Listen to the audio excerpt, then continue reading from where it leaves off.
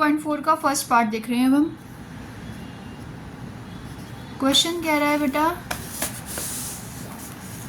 2.4 का first part, calculate the standard cell potential of the galvanic cell in which the following reaction take place and also calculate the Gibbs energy and equilibrium constant of the reaction. ठीक है, तो first part क्या है मैं note down कर लेते हैं बेटा।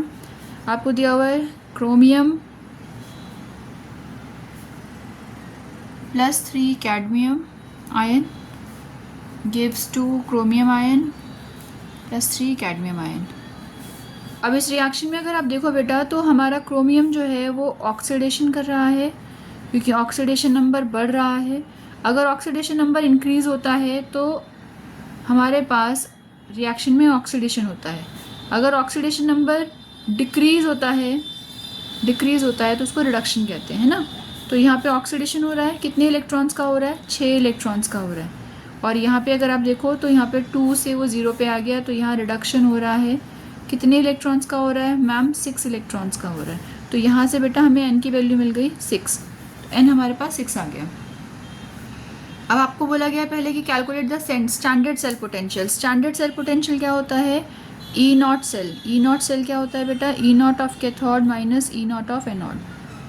अब हमारे पास एनोड क्या है और कैथोड क्या है, एक बार ये देख लेते हैं। E0 of cell is equals to E0 of cathode. जहाँ रिडक्शन होता है वो कैथोड होता है, जहाँ ऑक्सीडेशन होता है बेटा वो एनोड होता है। ठीक है, तो आपने लिख दिया कैथोड। कैथोड क्या है आपके पास? कैडमियम है आपके पास, कभी भी कोफिशिएंट्स नहीं लिखे जाते हैं। एंड रिडक्शन में क्या है हमारे पास? क्रोमियम है, तो क्रोमियम का भी रिडक्शन पोटेंशियल लिख दिया हमने।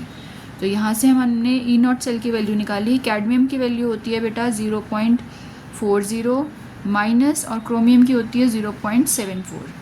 तो यहाँ पे माइनस माइनस प्लस हो जाएगा एंड इसको सॉल्व करोगे तो आपको मिलेगा 0.34 वोल्ट।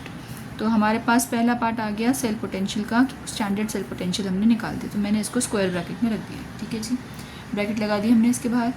अब सेकेंड पार्ट में उन्होंने कहा है कि calculate the standard Gibbs energy. तो चलिए गिब्स एनर्जी भी यहीं कैलकुलेट कर लेते हैं। तो standard Gibbs energy is equals to minus NF E0 cell. ये हमारा फॉर्मूला होता है। मेरे पास n कितना है? 6, f कितना होता है? 96500, और E0 की वैल्यू मैंने अभी निकाली है 0.34। इस पूरे को हमने सॉल्व किया और सॉल्व करने पे हमें मिलेगा -196860 जूल पर मोल। लेकिन हमें जूल में नहीं चाहिए आंसर, हमें किस में चाहिए आंसर? हमें चाहिए किलो जूल में। तो हमने डेसिमल प्लेस कर दिया यहाँ 196.86 किलो जूल पर मोल। ये हमारे पास स्टैंडर्ड गिब्स एनर्जी आ गई। ठीक है जी, अब क्या है तीसरे पार्ट में? तीसरे पार्ट में हमें निकालना है केसी। केसी का फॉर्मूला क्या होता है? K C is equals to anti log of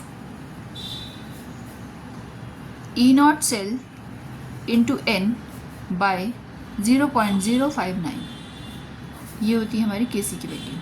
तो केसी इज इक्वल्स टू, मैंने आपको पहले भी बताया था पिछले लेक्चर्स में, आप जाके देख सकते हो कि केसी की वैल्यू चाहे आप डेल्टा जी से डिराइव करो चाहे आप E0 सेल से डिराइव करो, आपका फाइनल एक्सप्रेशन इस फॉर्म में आ जाता है।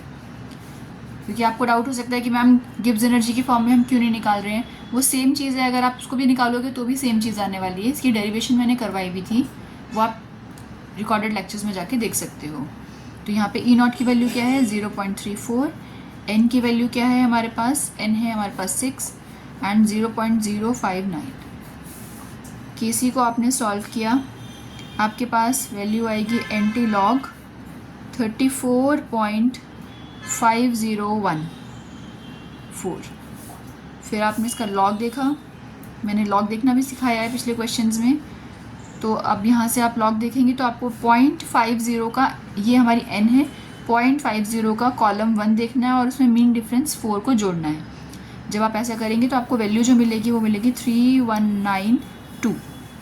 अब क्या करना है आपको, क्योंकि हमने डेसिमल से लॉग देखा है तो आंसर हमारा स्टैंडर्ड फॉर्म में आता है, डेसिमल आफ्टर 1 डिजिट, और जो भी वैल्यू आगे लिखी होती है वो 10 की पावर में चली जाती है। तो ये हमारी केसी की वैल्यू आ गई।